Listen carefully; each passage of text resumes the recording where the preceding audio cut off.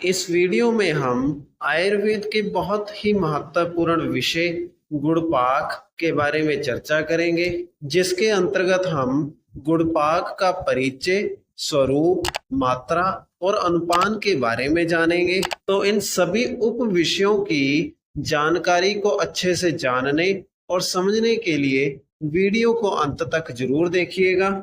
यहाँ पर सबसे पहला हेडिंग गुड़पाक के परिचय का लिखा है, जिसमें लिखा है कि आयुर्वेद शास्त्र में गुड़पाक कल्पना विशेषतः पगंदर व अर्श रोगों में चिकित्सा हेतु प्रयोग की जाती है।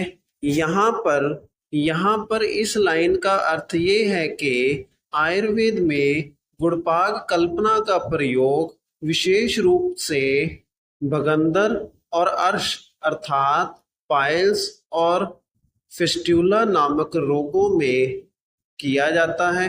इसके बाद अगले पैरे में लिखा है, द्रव्यों को क्वाथ बनाकर या औषध चूर्ण बनाकर गुड़ की चाशनी के साथ पकाने पर गुड़पाक कल्पना बनती है।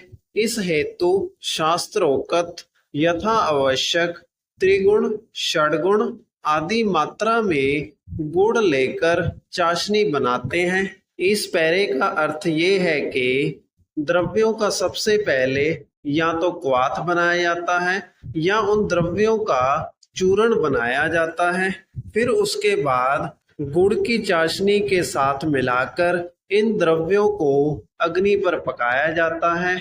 इस प्रकार बनने वाली कल्पना को गुड़पाक कल्पना कहते हैं।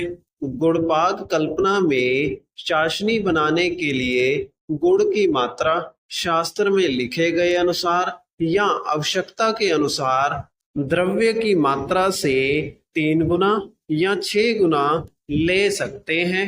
इसके बाद अगला हेडिंग गुड़पाक के स्वरूप का लिखा है, जिसमें लिखा है, गुड़पाक होने पर इसकी सिद्धि के निम्नलिखित लक्षण हैं। इसमें पहला पॉइंट लिखा है, गुड़ द्रवी या करछूल से लिपटने लगता है। इसका अर्थ ये है कि जब किसी औषधि का गुड़पाक सही प्रकार से हो जाता है तो उस गुड़पाक को कड़छी से हिलाने पर वह गुड़पाक कड़छी से लिपटने लगता है। इसके लक्षण के दूसरे पॉइंट में लिखा है, तंतु छूटने लगते हैं। इसका अर्थ ये है कि औषधि और गुड़ आपस में अच्छी तरह मिक्स होने के बाद एक दूसरे से अलग होना शुरू हो जाते हैं। गुड़ पाक के लक्षण के तीसरे पॉइंट में लिखा है, जल पूर्ण पात्र में डालने पर तैरता नहीं है बल्कि तल में निश्चल बैठ जाता है। इसका अर्थ ये है कि जब गुड़ पाक वाली औषधि को जल वाले पात्र में डाला जाता है तो यह गुड़ पाक औषधि उस जल के अंदर तैरती नहीं है, बल्कि यह गुड़ पाक औषधि पात्र के तल में जाकर बिल्कुल स्थिर होकर बैठ जाती है।